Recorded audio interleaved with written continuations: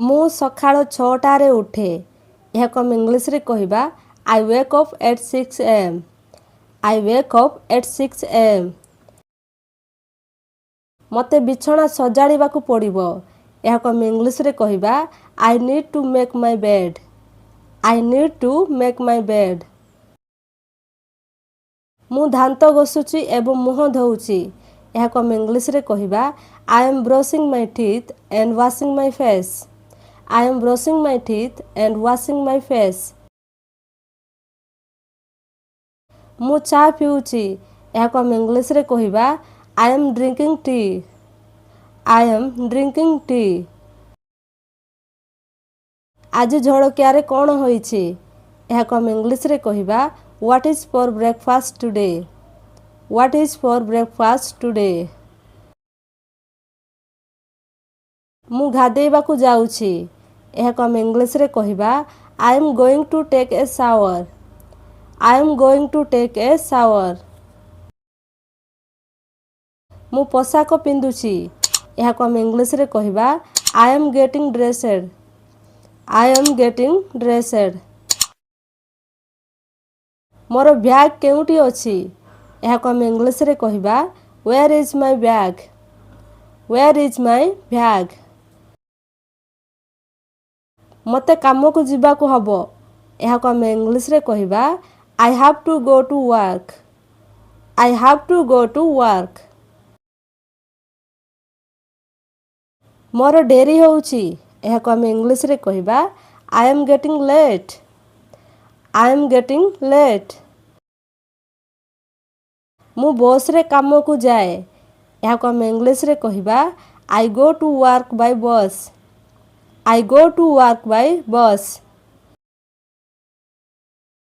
ବର୍ତ୍ତମାନ ମଧ୍ୟାହ୍ନ ଭୋଜନ ସମୟ ହୋଇଗଲାଣି। ଏହାକୁ ଆମେ ଇଂଲିଶରେ କହିବା It is lunch time now. It is lunch time now. ମୁଁ ମୋ ସାଙ୍ଗମାନଙ୍କ ସହ ମଧ୍ୟାହ୍ନ ଭୋଜନ କରୁଛି। ଏହାକୁ ଆମେ ଇଂଲିଶରେ କହିବା I am having lunch with my friends. I am having lunch with my friends. ମୋତେ ବହୁତ କାମ ବାକି ଅଛି। ଏହାକୁ ଆମେ ଇଂଲିଶରେ କହିବା I have a lot of work left. I have a lot of work left.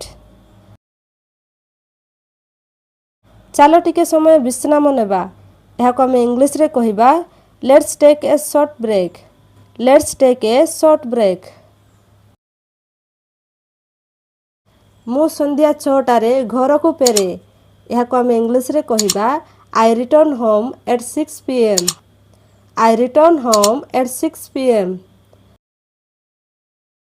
ମୁଁ ପୋଷାକ ବଦଳାଉଛି। ଏହାକୁ ଆମେ ଇଂଲିଶରେ କହିବା I am changing my clothes.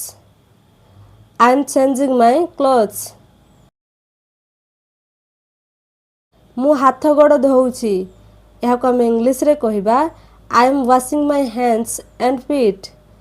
I am washing my hands and feet.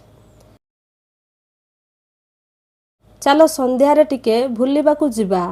ଏହାକୁ ଆମେ ଇଂଲିଶରେ କହିବା Let's go for walk in the evening. Let's go for walk in the evening.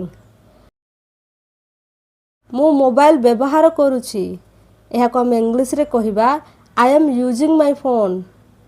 I am using my phone. ମୁଁ TV ଦେଖୁଛି। ଏହାକୁ ଆମେ ଇଂଲିଶରେ କହିବା I am watching the TV. I am watching the TV. ମୁଁ ରାତି 9ଟାରେ ରାତ୍ରି ଭୋଜନ କରେ। ଏହାକୁ ଆମେ ଇଂଲିଶରେ କହିବା I have dinner at 9 p.m. I have dinner at 9 p.m. ମୁଁ କବାଟ ଲକ୍ କରୁଛି। ଏହାକୁ ଆମେ ଇଂଲିଶରେ କହିବା I am locking the door. I am locking the door. ମୁଁ ଶୋଇବାକୁ ଯାଉଛି। ଏହାକୁ ଆମେ ଇଂଲିଶରେ କହିବା I am going to sleep. I am going to sleep. ଶୀଘ୍ର ଉଠ, ଡେରି ହୋଇଗଲାଣି। ଏହାକୁ ଆମେ ଇଂଲିଶରେ କହିବା Wake up quickly, it's getting late. Wake up quickly, it's getting late. Bathroom ଖାଲି ଅଛି କି? ଏହାକୁ ଆମେ ଇଂଲିଶରେ କହିବା is the bathroom free? Is the bathroom free? ମୋ ଚଷମା କେଉଁଠି ଅଛି? ଟିକେ ଦେଖିବ କି? ଏହାକୁ ଆମେ ଇଂଲିଶରେ କହିବା can you check where my glasses are? Can you check where my glasses are? ମୋ ଫୋନ୍ ଚାର୍ଜରେ ବସେଇ ଦିଅ। ଏହାକୁ ଆମେ ଇଂଲିଶରେ କହିବା put my phone on charge. Put my phone on charge. ଫ୍ୟାନ୍ଟା ବନ୍ଦ କରିଦିଅ, ବହୁତ ଥଣ୍ଡା ଲାଗୁଛି।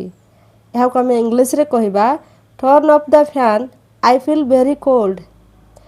Turn off the fan, I feel very cold.